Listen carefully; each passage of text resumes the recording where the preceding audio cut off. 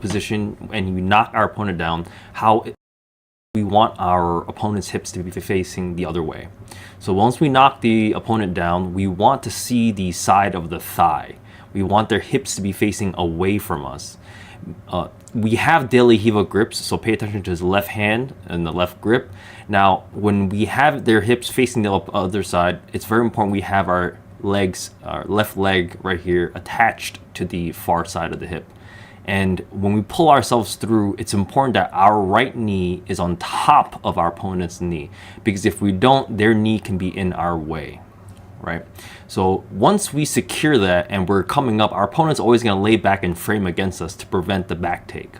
Now from here, we're going to look the opposite direction. So you're going to notice that Levi's going to turn around and look downwards, away, looking towards the feet. Now from here, you're going to see that he's going to heel. He's going to turn and face the other way and look the other side. It's important we're looking down that way because it gives us the ability to do the bolo. Now it's very important here, he mentions, to keep a heeling motion with your right foot here. So with your right foot, you're going to heel very, very strongly as you're digging your right knee in. Your left leg is going to start a pushing action while your right leg is going to start a heeling and pulling action. So you're going to have a scissoring action against the thigh and the leg and the hip, which in theory, once you start to extend with your left leg and you pull in with your right leg, you're going to lift you're going to lift your opponent's hips off the ground and onto you, which is very, very important here. So you're going to notice that he's going to be talking about how it's very important to extend with the left leg and pull in with your right leg. Once you get that action, you're able to see the back come up.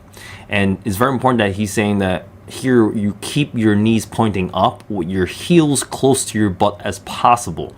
We don't want it to play around or extend or stay next to the ribs or float around up beneath the armpit.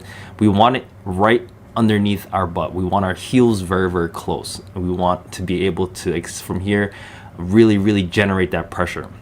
Once we have their hips off the floor, our left leg is going to press down against their calf slightly so that we can fish our right leg underneath and behind the knee. We can make hooks from here. We can use kind of like a twister hook if you need to, but we want our leg behind the knee. So this way we can use this to extend and whatnot. Now, he's saying don't leave your left foot laying around. Don't post it on the mat, because if you post it on the mat, the opponent can jump over like this.